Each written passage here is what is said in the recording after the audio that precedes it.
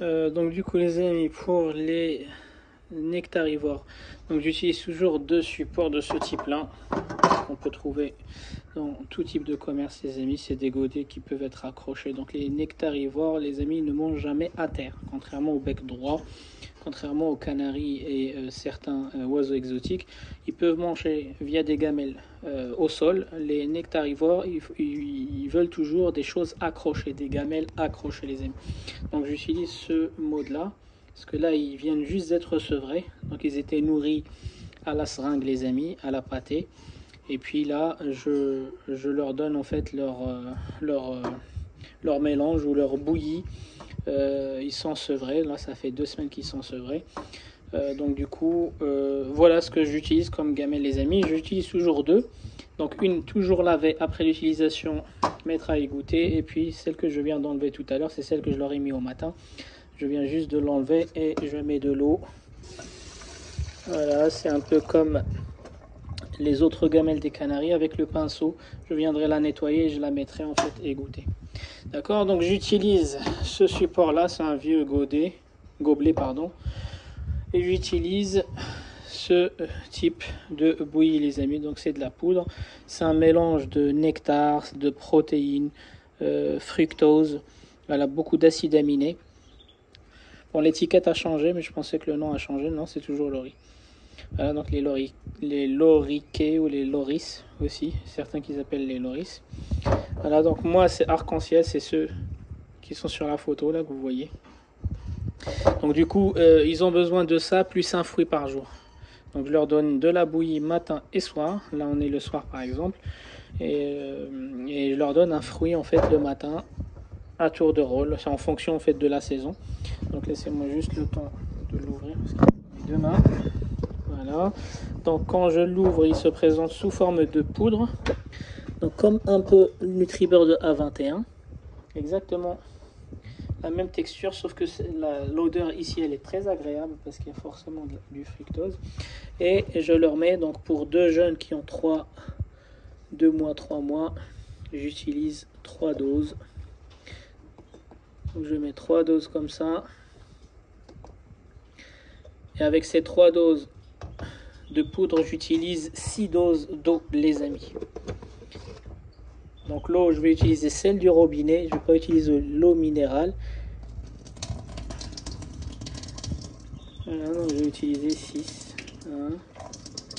1, 2, 3, 4, 5, 6, 7. Je lave la petite dosette. Voilà, et donc du coup pourquoi j'utilise ce support là, donc il a tendance à stagner en bas. En fait le capuchon me permet de checker comme un checker en fait.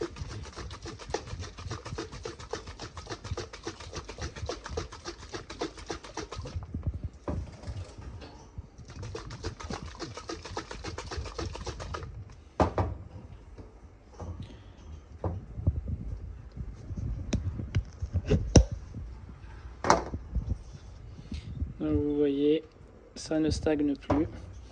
Quand je retourne, je mélange bien. Donc ça n'a rien à voir avec le A21, avec la bouillie de nourrissage IM. En fait là c'est leur nourriture normale les amis. C'est à base de fruits, à base de sirop. Il y en a même qui donnent du sirop. Moi je donne pas du sirop. En fait j'utilise deux marques, donc Vercellaga et Comed. Il y a aussi d'autres marques en fait qui font la nourriture, mais vous voyez elle est trop liquide. Vous voyez comment elle est.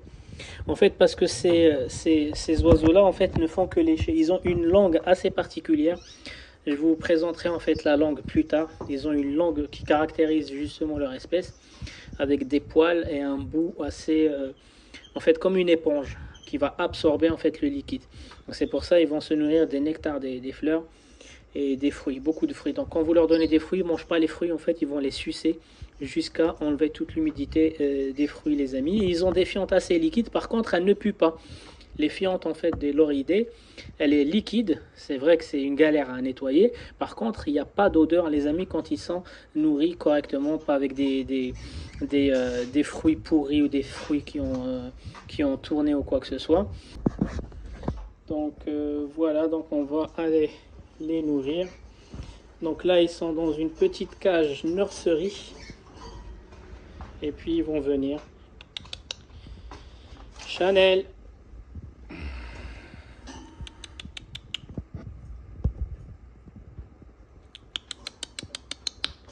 Coco. Chanel. Chanel. J'espère qu'ils ne vont pas se mettre sur ma tête.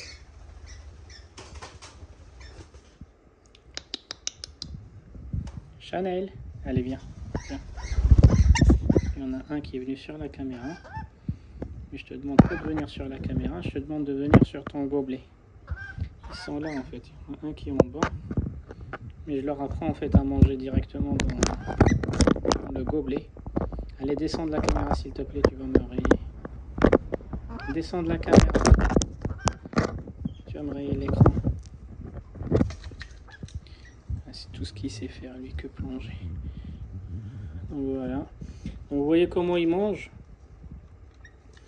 Donc je vous expliquerai en fait la morphologie et l'anatomie de leur langue qui caractérise l'espèce. Toutes les sous-espèces. Ah, ouch. Arrête. En fait, d'habitude, je mets du miel sur mon doigt, il vient lécher. Vous voyez, ils font que lécher comme des chiens, comme des chats. Ils ont une langue assez particulière. Au bout de leur langue, ils ont une espèce d'éponge qui va absorber l'humidité et le jus. Avec des poils aussi, elle est capable de brosser des surfaces.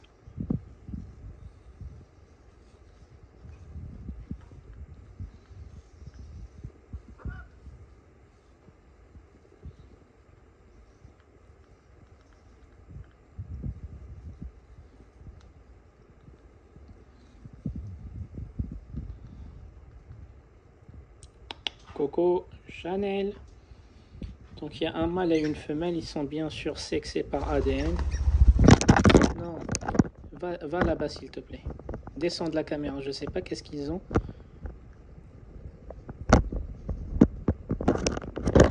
Descends chérie, descends. Descends, tu m'as griffé tout l'écran. Allez, descends. Descends.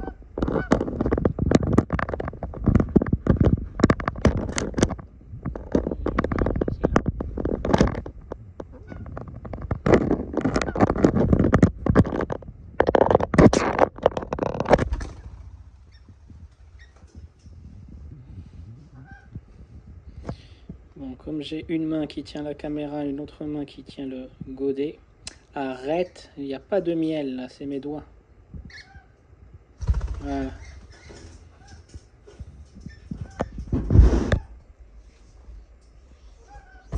Désolé, ils m'ont décoiffé. Donc ils vont venir.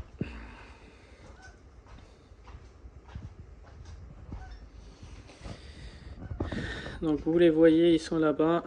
Je leur mets ça ici. Coco. Chanel. Allez, viens. Viens. Sur ma tête. Il se pose sur ma tête à chaque fois. Le problème, c'est que il me décoiffe. Allez, descends. Descends, Coco, s'il te plaît. Descends sur mon bras, sur ma main. Tiens, viens là. Allez, viens là. Monte, monte. Voilà. Ils m'ont décoiffé.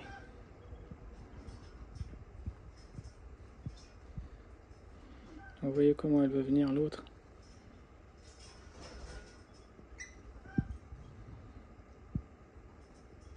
Donc vous voyez à gauche. Regardez comment elle est en train de jouer avec sa tête. Vous voyez comment elle joue avec sa tête? En fait, c'est parce qu'elle est énervée. Il lui prend la place. Comme c'est un petit godet. Mais moi, je le fais exprès, comme c'est pas des frères et sœurs. En fait, ils se disputent beaucoup. Arrête, arrête, Coco. Tu me fais mal. Arrête. Arrête.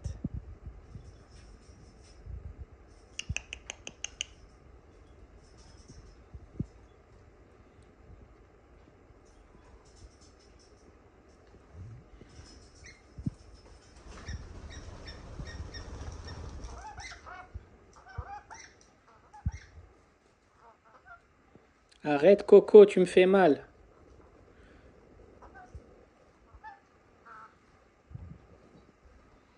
Vous voyez, ils font que lécher en fait. Et c'est comme ça qu'ils se nourrissent même dans la nature.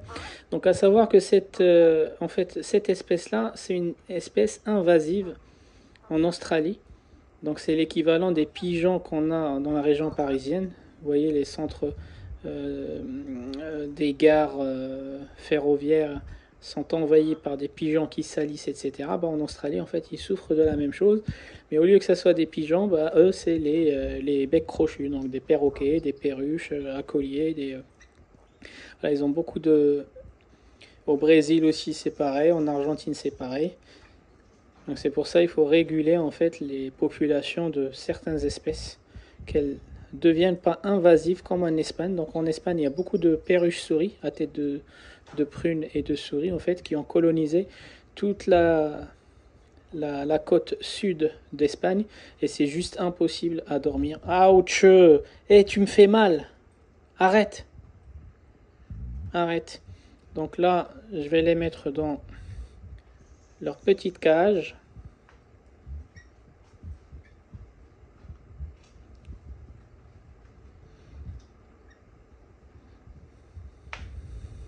Comme ça, je vais les laisser tranquilles. Voilà. Voilà, donc je vais leur mettre ça. Et ils vont... Allez, allez. Hop, descends. Voilà, donc moi je leur mets ici dans la cage. En fait, ils étaient dans la volière, là. Ils sortent à peine de la couveuse. Donc ils étaient là-dedans. Parce que je devais les nourrir. Et puis là, en fait, je les ai sortis la semaine dernière. Ils ont été sevrés. Donc je les ai sortis, je les ai mis en fait dans la volière extérieure. Et puis là, avec les chaleurs, il y a eu 32-34 degrés. J'ai préféré les remettre là-dedans, les sortir, les mettre là-dedans. Et puis soit je les remettrai dans la volière si le temps se calme un petit peu, moins de soleil. Ou soit en fait je vais leur commander une petite cage, comme ça l'été ils restent à l'intérieur. Et puis à partir de fin d'été, début d'automne, bon, je les remettrai dans la volière. Donc à savoir que ces oiseaux-là, c'est pas pour la reproduction. À la base, c'était pour l'élevagement. Mais quand je les ai récupérés, ils étaient en fait sur le point d'être sevrés déjà. Donc du coup, je n'ai pas vraiment beaucoup profité du nourrissage à la main. Mais bon, la bonne nouvelle, c'est qu'ils viennent en fait dans la main, ils sont apprivoisés. Et on peut leur apprendre beaucoup de jeux. Voilà. Donc les femelles, elles ont toujours un caractère qui est un peu plus méchant que les mâles. Mais les mâles, ils sont très très adorables. Donc ils sont pas consanguins. Donc la femelle, elle est née, il me semble, si je me rappelle, en mai, je pense. Et le mâle, il a 1 mois et demi ou 2 mois, un truc comme ça.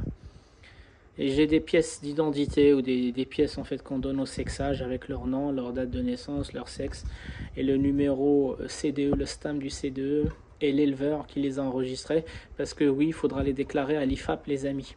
Donc moi quand je les ai achetés, j'ai fait bien une attestation de cession d'oiseaux pour que je l'envoie en fait à l'IFAP les amis.